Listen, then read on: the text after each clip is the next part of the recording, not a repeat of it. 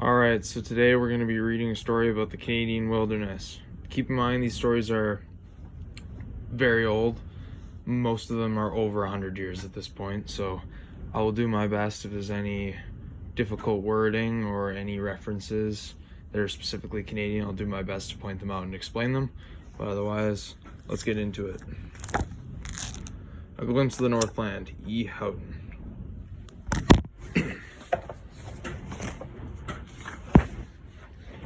This sort of thing is becoming decidedly monotonous. Don't you agree with me, Dan? Dan, a large shaggy dog of no breed in particular, with nothing in the way of looks to recommend him but a pair of gentle, intelligent brown eyes, raised his head from his forepaws, and looking into my face, wagged his rough stub of a tail. At the time of this story, Dan was a good, all-round dog. This sort of thing, referred to above, was a regular howling blizzard which it raised, without a moment's cessation, from the morning of the 18th of December till about 3 p.m. of the 20th. Sorry if the audio is a little bit bad outside right now. There's a blizzard currently going on outside. When I addressed the above remark to my Fidus Acades, Dan, it can't last much longer, and storm or no storm, Dan, we will have to make a move tomorrow. There's that old scoundrel, Boney Kiosh, to look after. Dan knew Boney Kiosh as well as I did, so at the mention of his name he sighed deeply, puckered up his forehead in a thoughtful frown, and cocking his wise old head on one side, waited with evident interest for me to proceed. I wouldn't trust that oily-tongued lump of deceit as far as I could throw a bull by the tail. Now I knew, and Dan knew, that old Boney was a most unmitigated scamp, if ever there was one, and I would not have been surprised had Dan replied, "I always told you so," for he always had told me so in his own fashion.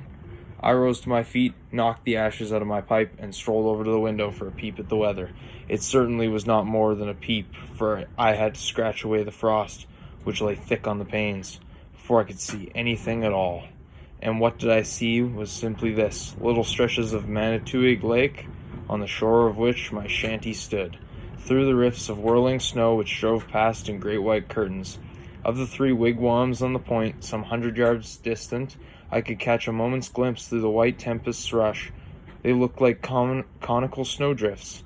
The smoke tore from the hole in the top in a smother of driving snow.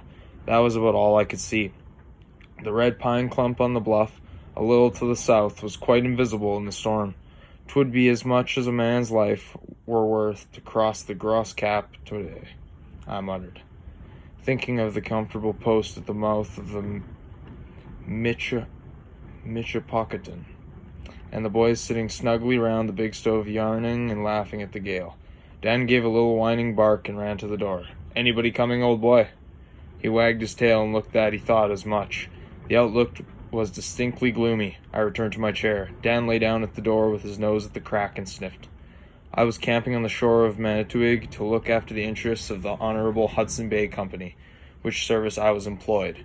So the Honorable Hudson Bay Company is one of the oldest businesses in North America and is currently closing. It was founded in the 1600s, and it had trading posts at one point all throughout North America, especially in the northern part. My work being to hunt up the different Indians at their winter camps and see that no peddling trader was trying to steal a march on us. Suddenly, Dan jumped back from his position at the door with a quick bark.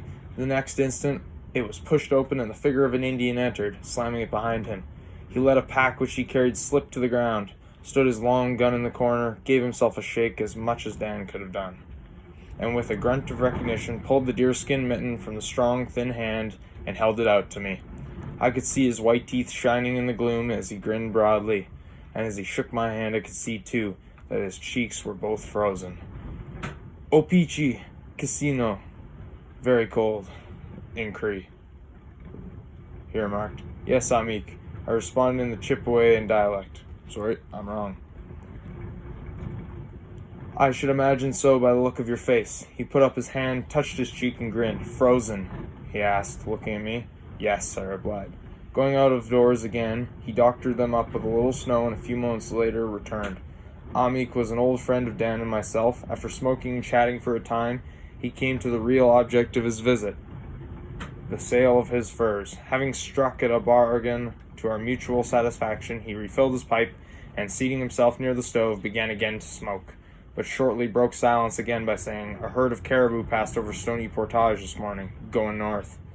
"Big herd?" I inquired. "10, he replied. I followed their trail to the foot of a hill about a mile from the portage. "I want to see old Boney tomorrow, if possible," I said. "We might go after the caribou the next day, if you like." Amik gave a grunt. "Boney Kiosh," he said, after a moment's pause. "We'll stay where he is as long as his tea lasts, and the Narrows won't run away." The next morning, just as the first faint streak of dawn touched the eastern sky, we left a little shanty on the shore of Manitowoc with Dan to keep guard and started up the lake. Overhead the moon, her silver crescent paling, shone in all her perfect loveliness. The myriad of stars sparkled with a cold brilliancy in that deep northern sky. The cypress-covered hills looked black as ebony against the fair white covering which stretched over lake and barren shore. No sound save the creak of our snowshoes came to break the solemn wonder of that silence. The wind in gentle gusts blew the powdery snow against our cheeks, which were beginning to glow with the stirring exercise of tramping. It was a good 2 hours' walk to Stony Portage, where Amik had seen the caribou tracks, and long ere we had arrived there the white streak had broadened, deepened, and brightened, till the glorious sun himself, like a ball of liquid fire, appeared, gilding the dark hilltops, throwing long shafts of light down the white stretches of the lake, appalling the envious moon into a sickly shade. From the portage, we took a direct line for the hill where Amik had tracked the caribou the day before. When we arrived at his foot, the work of still hunting began in earnest. Amik drew his gun from its cover, carefully examining the rifle, which he recapped. I followed suit. Recapping, this is obvious that he has a percussion firearm, dating the story to probably at latest the year 1900, maybe a bit before. Amik drew his... Okay. This was before breech loaders came into common use in the company. The gun I carried was a light double-barreled 16-bore, and up to 80 to 100 yards, as good as any rifle I have ever used since. Then fastening some strips of cotton rag I had in my pocket for the purpose, round the strings of my snowshoes in such a manner as to prevent the ominous creak. Amik doing the same, I felt prepared for any hunting emergency. Amik led the way toward the hilltop, pausing every moment to listen, and when about 2/3 of the way up, told me to wait while he went on a little way to explore. In a few minutes he returned. "They've been feeding there this morning," he said. "Their tracks are not an hour old." He broke a twig from a second-growth birch and chewed it through thoughtfully. "Have they gone far, do you suppose?" I inquired. Amik shook his head, then added, "There's a hill about a mile to the south with plenty of white moss, lichen, on the rocks. We'll find them there." Then slinging his gun over his shoulder, "Come," he said, and started at the brisk trot down the hillside. In the cedar swamp at its foot, we seated ourselves on a log for a cold luncheon of hardtack and frozen pork. Hardtack is basically flour and salt cooked in an oven for around 8 hours or so until it's basically as hard as a rock. You have to break it apart or soak it in water before it's edible. Hardtack and frozen pork, and without waiting for a customary noonday smoke, pushed on again. A quarter of a mile farther brought us to the shore of one of the long bays of Dog Lake, which stretched in great spidery arms inland.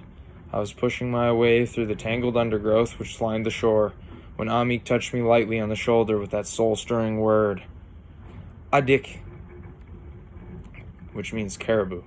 His coal-black eyes glowed with the hunter's fire.